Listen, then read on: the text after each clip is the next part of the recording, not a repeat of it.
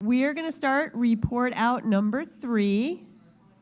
Some feedback we got about the timing of this is we're trying to keep people at 3 minutes to keep us all on time, but we don't want people skipping stuff. So what you have to say is very, very important to us. So I hope you take that as an indication of what we're trying to get done so we can stay on time. But we definitely want to hear the valuable comments, okay? So with that, we're going to go in the order. Normally, I like to mix it up, but with remote sessions and everything, we're not mixing it up. We're going to go in number order. Sophia will be up for group number 1. So our group had a lot of ideas and spent some time identifying different needs around, the potential to use existing state water quality standards that might be more appropriate for agriculture. Talked about mitigation strategies, about investments and industry innovation to increase the ease of and access to testing, and about the strong need for educational tools to translate the requirements to farmers. But there was sort of this general feeling that we're not seeing a lot of development in those areas, and it feels sort of unproductive to spend a lot of time talking about them while FDA's path forward is still unclear. And so it's sort of this elephant in the room, right, that we're talking about these things we can do to adapt to what we've identified as an ill-fitting standard. And the reason that we're here is because FDA has said that they can change it. And so the general consensus from our group, and I think reflecting a lot of comments over the course of the day and yesterday, is that, and Samir, continuing your house analogy, we need a new house, and we probably need some new furniture. And so there's a strong desire for a numeric standard that can serve as a benchmark, but only if it is appropriate to agricultural water use. And that any testing regime that comes should be based on the risks associated and assessed by an individual farm and not rigidly mandated in the regulatory text. And so, again, we couldn't really stay within the scope, I think, of what we were put on task to discuss in this particular breakout session, because we just need to know what FDA's process is going to be and are we going to be building this house, and then we can start putting our efforts towards building the house. So that was where our group went.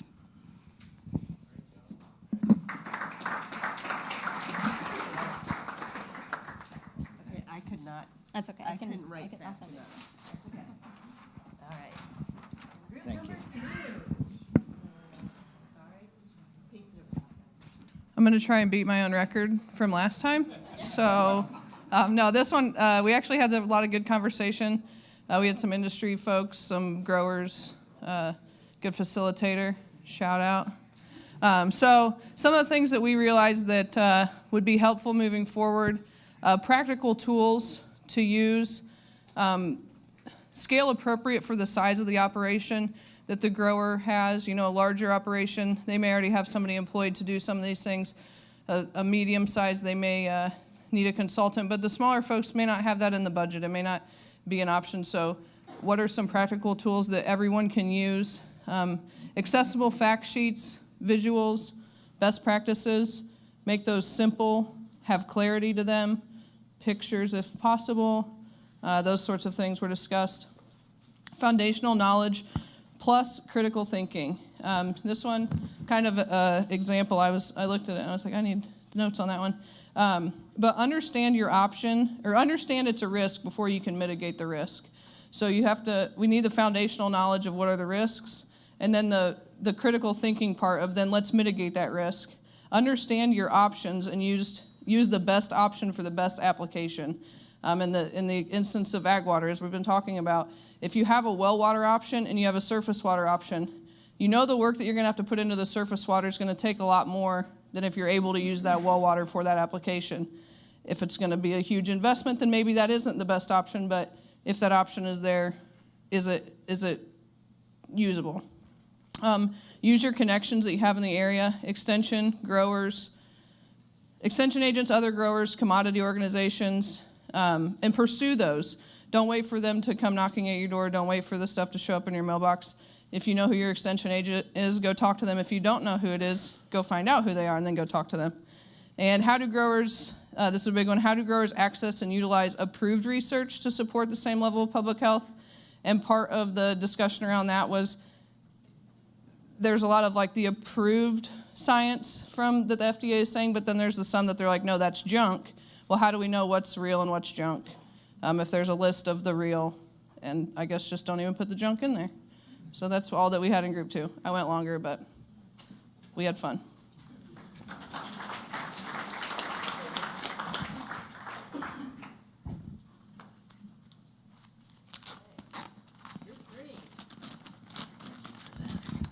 Oh, it's my girl. Welcome to the front of the room. Yeah. Betsy's got your prop for you. Double stacked, so I'll flip less than one flip. Hello. Okay, I'm Shannon. I'm with Damari. We grow, pack, and ship tomatoes. Our group talked a lot about a lot of things. Dan did really good keeping us on track somewhat. We decided that informed decision making needs to be based on the sanitary survey, not just the testing you did the year before. And we think that sanitary survey was quite important, possibly even something the FDA could put in guidance just to give small growers an opportunity to have something to start with. We also talked about testing is a starting point, that we do have a starting point. We know that the tests that are being suggested are not perfect, but they are backed in science. And we do think that everybody needs to get together with their own commodities and addressing their needs. And that we can use the alternatives and the variances. And I think those are a little bit, or we talked about those being just as important instead of opening the rule, because that's gonna open a new can of worms for all of us, and we don't know if we really wanna go there.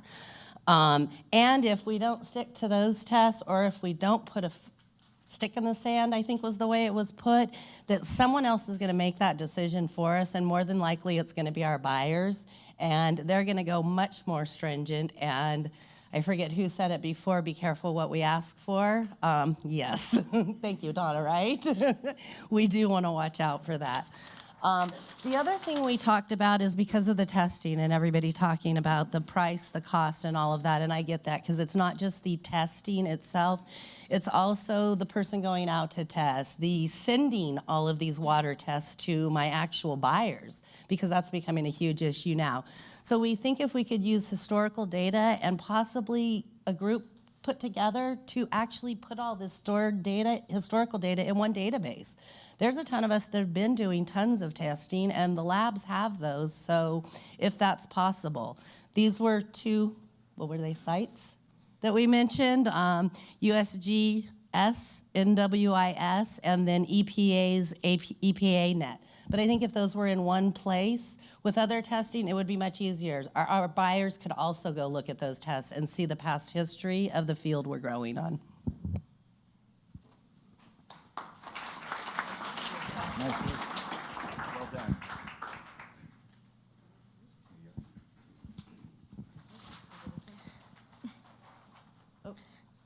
Karen Ullman, Washington State Department of Agriculture. Shout out to Washington State and the other remote sites. Okay, so our group talked a lot initially about sphere of responsibility, as I tried to summarize as. Maybe this is scope of responsibility, but I added a visual for any visual learners out there like me. Venn diagram. We talked a lot about, okay, what are those potential regional management and what other entities can we plug to tie into helping us identify what those trends are on a regional basis with our water. So we talked a lot about, for example, irrigation districts. We talked about, for example, from a farmer's standpoint, what is the extent of their responsibility? How many tests do they have to take? When is enough? Does that responsibility stop at the property border end, or does it go farther out? What is the extent of control if there is that upstream contamination, for example? So we talked about those overlapping factors, and I think that we think that there can be a combined effort there. For example, Southern California, they have pretty established existing records of, they know their water sources through their irrigation districts. In Washington State, we have a similar situation, and we talked about needing to encourage those irrigation districts to get over that liability hump that they're concerned about and work together.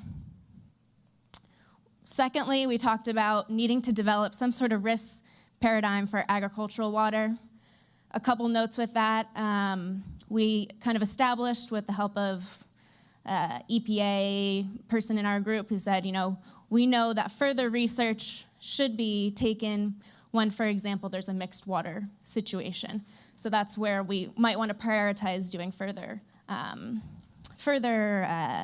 research. And also, we also recognize the challenge of epidemiological studies in relation to being able to do some of that testing. Finally, one of our key points was further defining what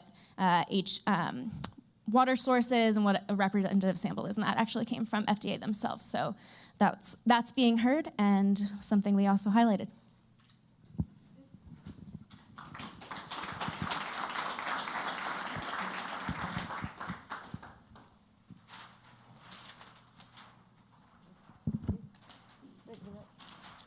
Five?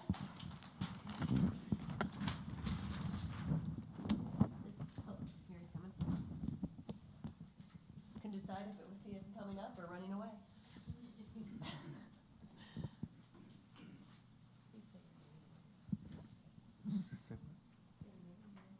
My name is Ryan Struzik from Wonderful Citrus.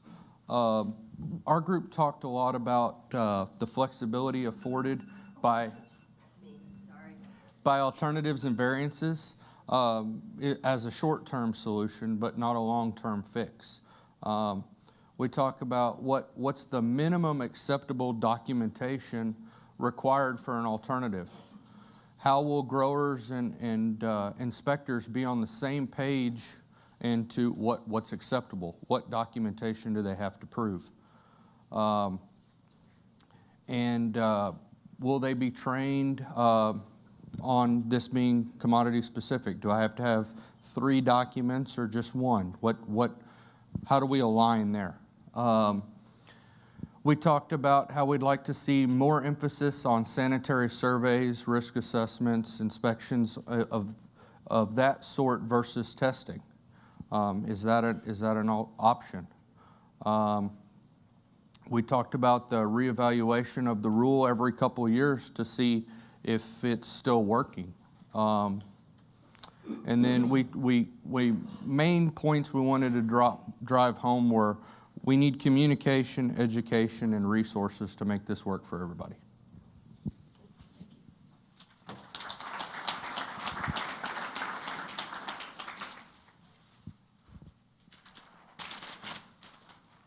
Nope, let's go. 6.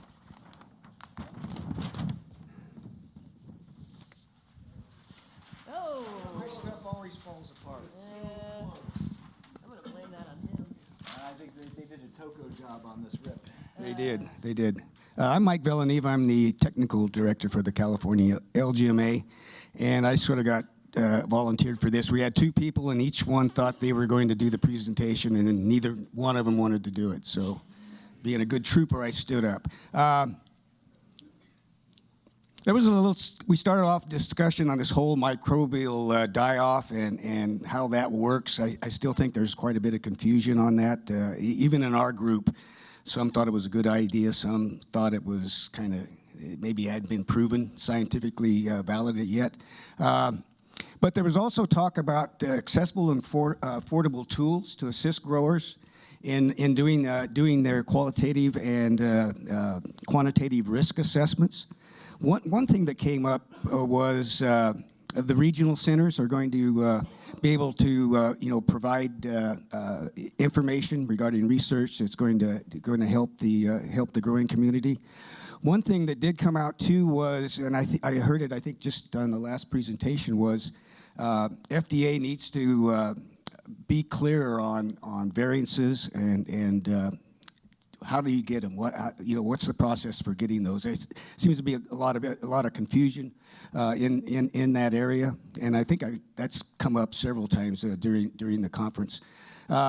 We did spend a lot of time on sanitary surveys, and one of the things that came out of that was the LGMA. We have a sanitary survey that we do at the start of the season, and when there's a water event, contaminated water, and it's very simple. And so from that discussion, it evolved that if we had a very simple checklist to kind of, the discussion this morning was pretty technical and kind of high up there. So something simple that the growers could put right into use if something did happen that came out. So understandable checklist. You do it, Don. I'll take care of that. Would you please, sir? Yes, sir. Yeah, you did it right the second time. Certified professionals. Oh, how do growers get access to technical information? And we talked about consultants versus access to maybe something a little less expensive than that, but there was certainly a consensus that growers are going to have an access to technical information and procedures. So that one sort of, we left it up in the air, but there was certainly a big discussion about education and training, and that's come up time and time again too, and we sort of morphed into the discussion about how are we going to train and get out to all the growers, and that's another, I think, a burden that the FDA is going to have to face up to and figure out how we're going to get that done. I think finally what we have, friendly programs and documents, give growers things that they can use that are easy to understand, and how do they use alternatives in that format. So I was in late on this one, so I didn't get a chance to go through this as much as I would have, but I think the theme kind of runs concurrent with what everybody else is finding. So that's it. Good job. Oh, boy, I'm just making a bigger mess.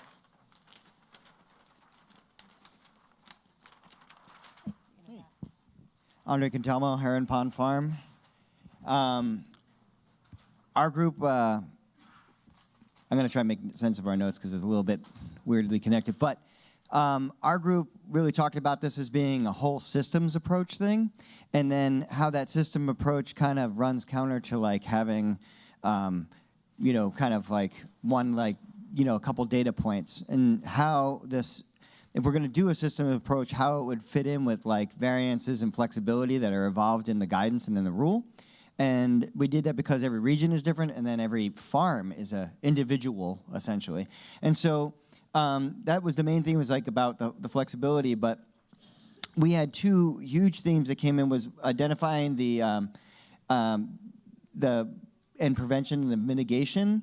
And that was based on the regional based systems and using local data and using existing data. There's so many data points out there. So how do we get all these existing data points and bring them into one clearinghouse of data, essentially? And that really, that broke into two pieces. One we were talking about, let me see if I write the right terminology, the TMDLs. The states are already collecting all these this data on like some of the higher risk water sources, and so we could like put water sources and identify them and understand like that these need to be treated this way and this needs to be treated some other way, and that data can be incorporated back to the farmers into like their water use management plan, which is a little bit more complicated to think about than just taking a bunch of water tests, but maybe more meaningful. And then also from the farmer perspective, you have all these different farmers having all these different data points. Where can we collect those so that we can see that, oh, these regions are hot, these regions are cold, we need to pay more attention to this, so that we have better food safety outcomes instead of just like a bunch of numbers because we wanted a bunch of tests and keep the the water testing people employed. And then basically, if any of this is going to happen, because we all agreed that these solutions are probably more thought about, like as far as like alternatives and flexibility on a regional basis.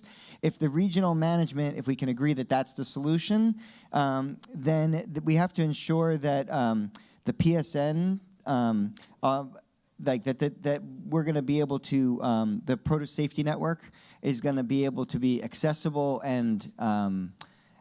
I don't know if somebody said it was only 8 people, but we're going to be more heavily reliant on that as a tool to be able to coordinate and understand, like other groups were talking about, like what variants would be good if we're coming up with all these individual plans.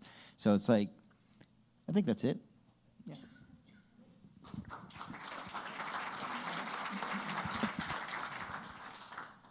Okay, that leaves us with group number 8.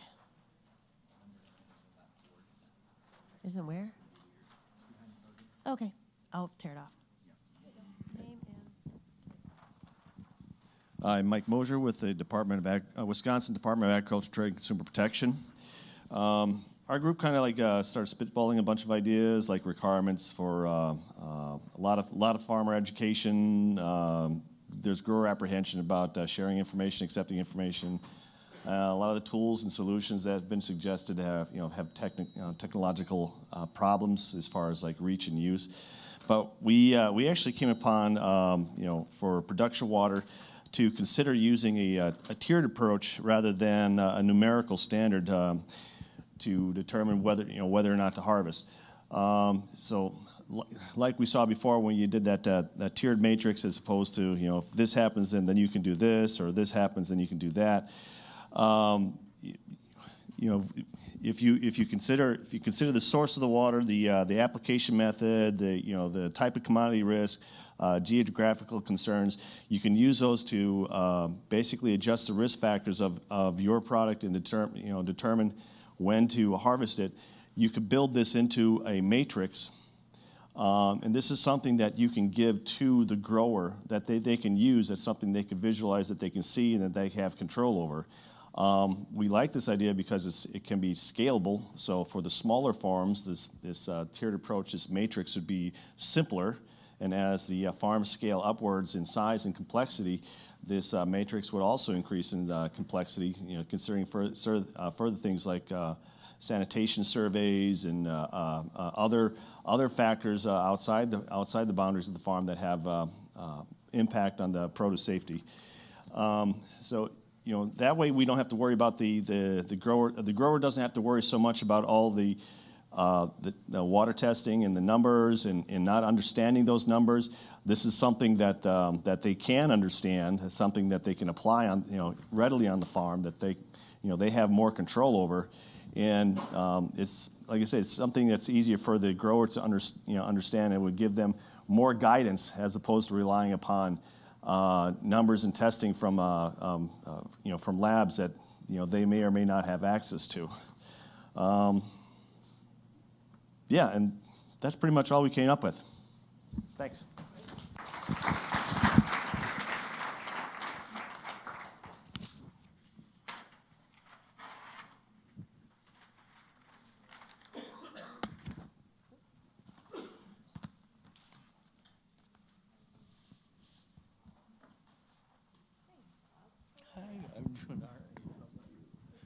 So I'm one of those that got conned into doing this as well. I would have just as well sat and listened to what other people have to say. My name is Bobby Hart, and I work with NASDA.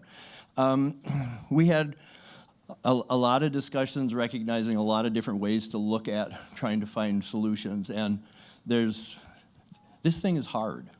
There's just no ifs, ands, or buts about it. This is not an area where we have really experience in the past, so it's a lot of this is experimental. We're trying to figure out where to go. I would say we started out with a rule or a law that's purely experimental in and of itself, and therefore is making it that much more difficult in some ways. What we did recognize is because of the specificity of the rule, it makes it hard to give guidance. So we came to the conclusion that you got to change the rule.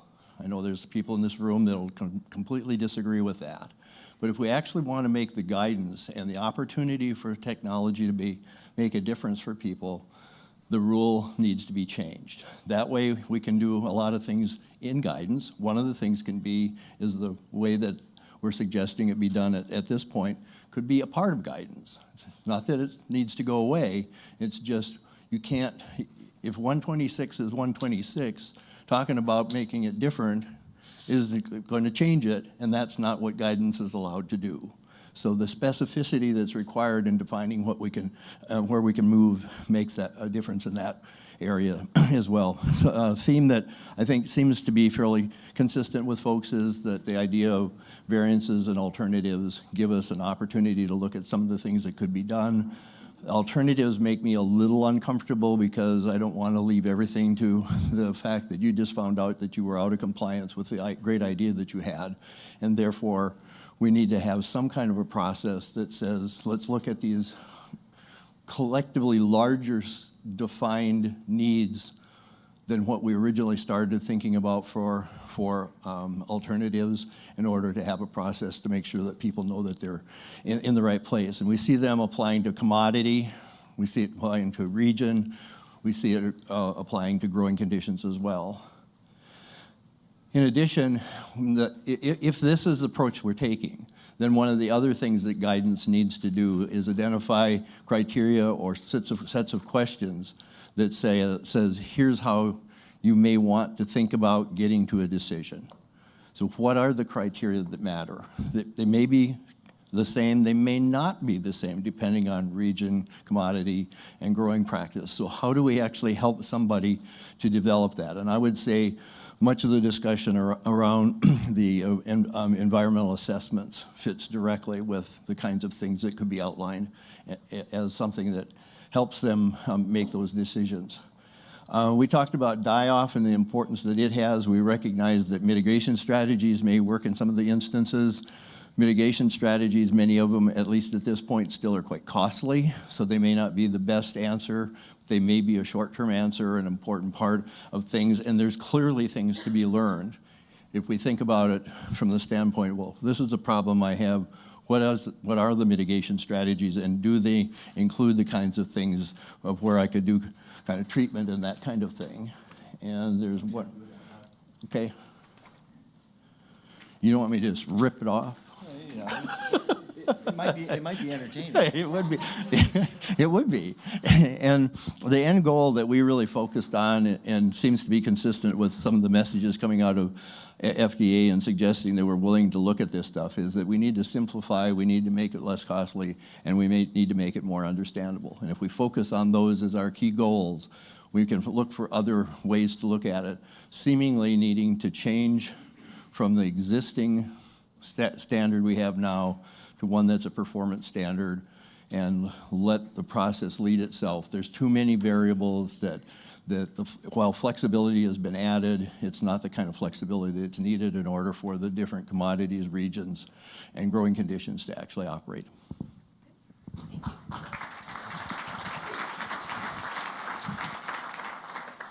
Group 10. Oh, they threw the graduate student under the bus.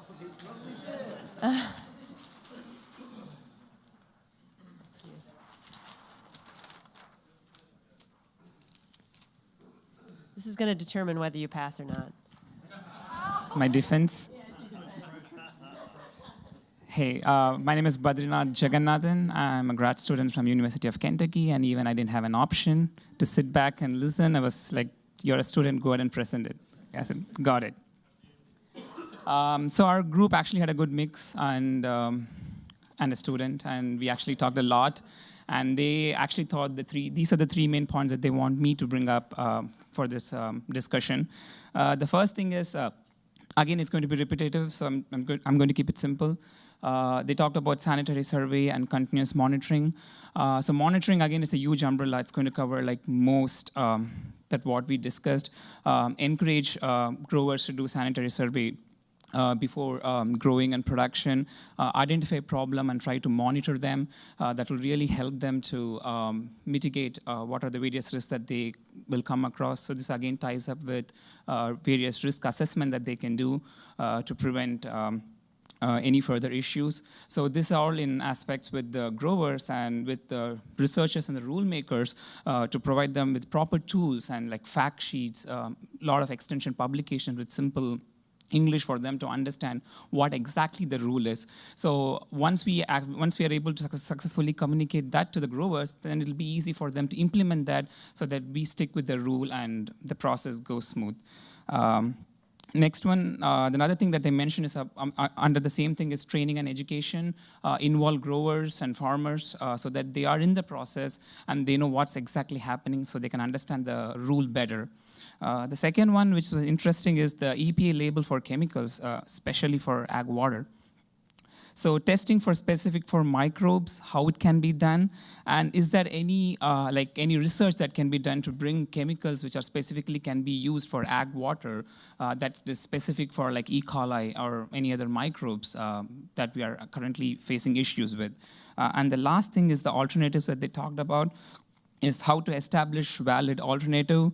Will FDA accept these alternatives that's been found by growers or other researchers, and that will definitely help grower to give them a clear process of what's happening, and how the alternatives can be used and implemented, so that we stick with the rule and still have an effective production without any issues. That's it. Did I pass? Did he pass? I think he passed, right? Yeah. Yeah, show of hands. We can vote. We can all be his faculty. Here you go. Thanks. I'd like to thank the Southern remote sites for their brevity this time in responses. It helped a lot. We still have some frustration in the South about the testing and maybe not as much recognition for the fact that we have a lot of growers, especially large growers, who've been managing water and water-related risks for a lot of years, and they're sort of forced to feel like they need to start over again, getting to this microbial water quality profile, and that maybe they would like to have some credit or some ability to continue doing what they're doing. That sort of builds into that historic data usage that we talked about before. We also have growers who are going well beyond what's required in the produce safety rule in terms of doing what they've already doing based on what their audit standards are. And the example given was, I test my well for no detectable E. coli. Isn't that enough if I have no detectable E. coli, rather than doing 4 tests in 1 year if I've got 10 years of no detection of E. coli? Is that an alternative that could be done? We have a lot of questions about the validation of that 126 and the rec water standards for produce and ag use, and a huge challenge in understanding there's a huge disconnect in understanding that application over there. And then there was a statement that maybe is it more appropriate to set those specific values on a state-by-state basis based on the ag in the state and what the state wants to do. Maybe not surprising, that came from the South. Validation of die-off rates across different applications, commodities, and regions. Chana showed some great data on lettuce and E. coli and different application methods, but what does that mean to a watermelon grown in Louisiana? We're just not sure the data's there.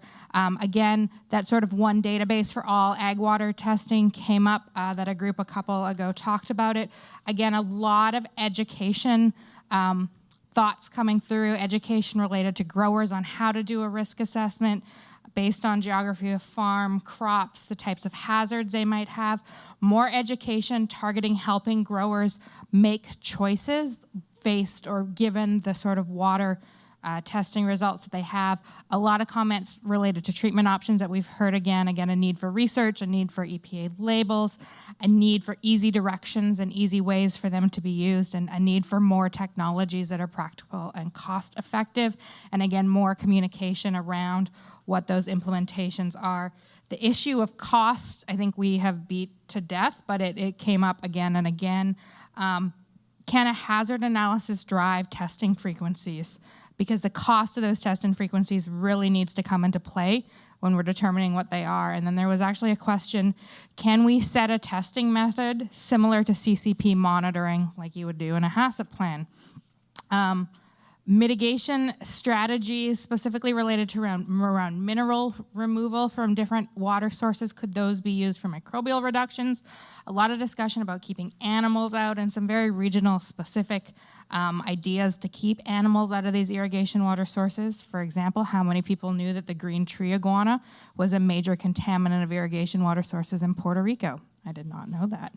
And then comments around sanitary surveys, thinking that they're in general a good idea and a tool, but maybe should not be mandated as part of the rule because there's a lot of fear that farmers don't have the money or resources to properly do a full sanitary survey. Thanks.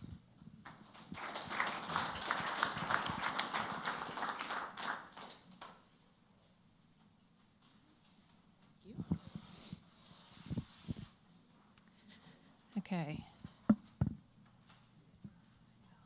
So in the Northeast, our remote sessions were particularly influenced by the presentations this morning. So you'll see here a lot of discussion that draws from what was discussed in those presentations. So the first point that the Northeast wants to make is to look at the problem from perhaps a different lens. So thinking about it with the farmer's benefit in mind.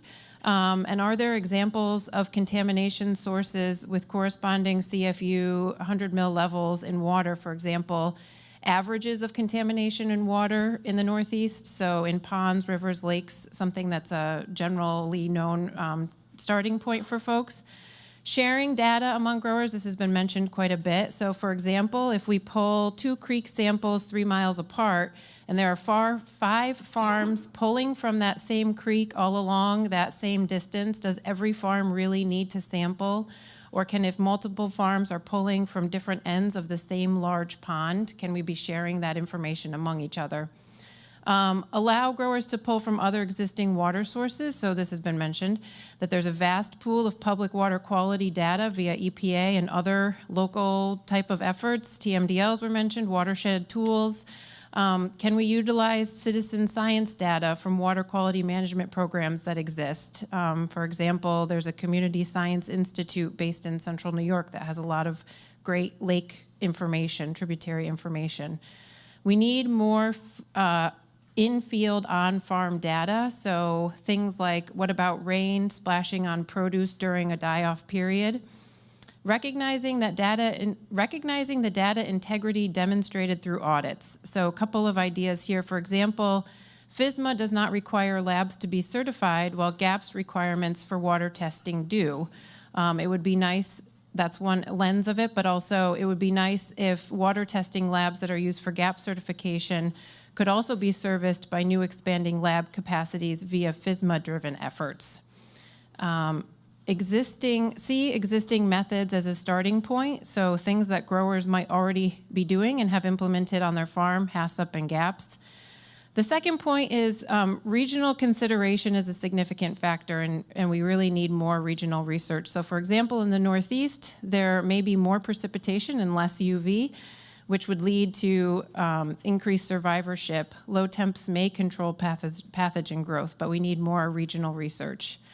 The third point is interagency communication, information sharing, and then communication out to the community, which may be an impossible thing, I'm not sure. But better coordination between federal, regional, and local agencies.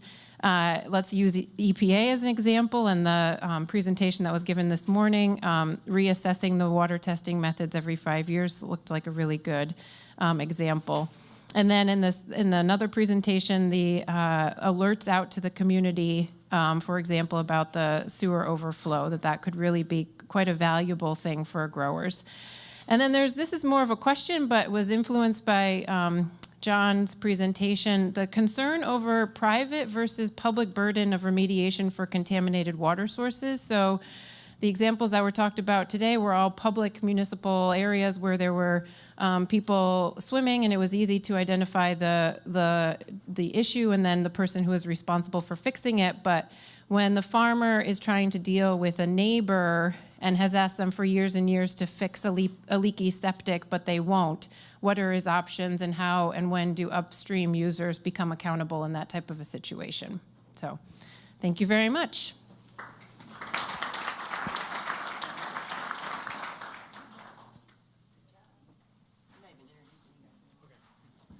Okay, so the North Central Region's report, the first thing has been echoed a lot, and that is the idea of cost and the scale of size of the farms in the North Central Region and where we are as an industry. We all need to, we skipped around, hang on. and where we are as an industry. One of the things that was brought up that I haven't heard from anyone, and maybe it's because I was distracted, but talking about protected environments and how that affects die-off and risk, particularly because you're dealing with a warmer environment but lower UV. So how does that change the die-offs? Because we do have a lot of protected environments in the Midwest. As well as second thing, all of these things are really related, and so you'll kind of see little pieces, parts all over the place. The second piece is educate, educate, educate. Again, remember the size and scale of the farms. We all need to communicate among the various state partners and among states. That was echoed actually in Elizabeth's comments. The third piece was talking about existing water programs and priorities and how variable they are from state to state and from region to region, and integration among various groups, like we were talking about the TIMDLs, but also conservation districts or RCDs, SWCDs, whatever your NRCS statewide and county component is called in your state, with Extension, Department of Ag, and Departments of Health, and making sure that they all are as cooperative as they can be, sharing as much information as they can. Some states have a foundation of existing water quality knowledge and programs, whether it's various watershed programs, and maybe able to tap into some of those programs for doing much more regional approaches to water quality, but some states don't, and don't even, pardon me, and don't even know what their water quality is. And the last point is really looking at risk from a regional perspective in the North Central region, looking at looking at regional landscape level watershed management and giving small farmers really a toolbox to bring source water into compliance. We're talking about mobile labs, information and cost share sources through NRCS, as well as other mitigating factors such as waterways and vegetation in place to help reduce some of the impact of some of these things on the watershed as a whole.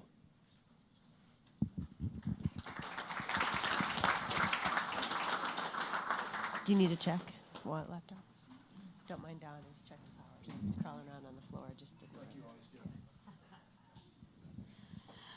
All right, Western Center. They start off talking about how a risk-based approach will most likely be the best to determine risk at the farm level and respond in a timely fashion.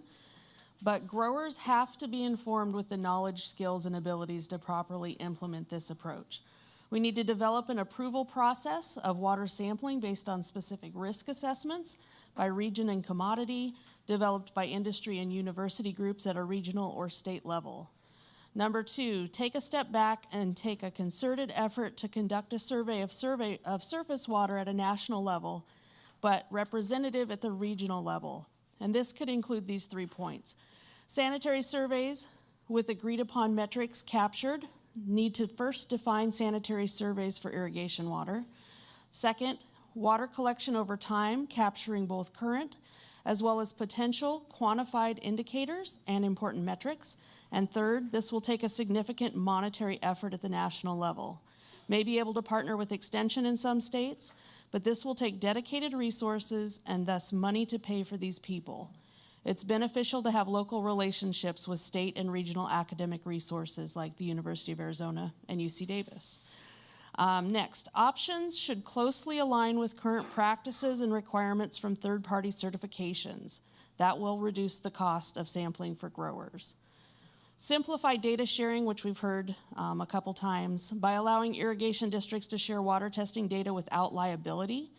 Also, communication and sharing of information and data such as microbiological, migration trends, water quality, soil amendments, irrigation canal dredging, roosting habitats, wildlife, animal intrusion, dead animals in the water, etc., between BLM, Fish and Wildlife, irrigation districts, neighbors, and other agencies as appropriate. And then they've put together a list of identified needs. The first one is an economical rapid water field test method. Second, simplified training and guidance for farmers. Third, would it be possible to get a variance for area water test frequency based on the history of established data? Of course, there's going to be challenges with variation from year to year, but consider group sampling and historical data from regions that have already conducted water sampling. Next, there's a need for guidance or best practices to support implementation of the rule. There's a need for practical definitions, including examples. So, practical definitions for single water source, for harvestable portion, for as close as practicable. And then details on sampling, 5 samples a year, how far apart to space them, again, giving lots of examples for growers. And suggestions, so if a landowner who leases out land, should they hold the burden of maintaining records of water quality for future leasees instead of the individual growers? And then again, finally, customer education about growing practices and building trust.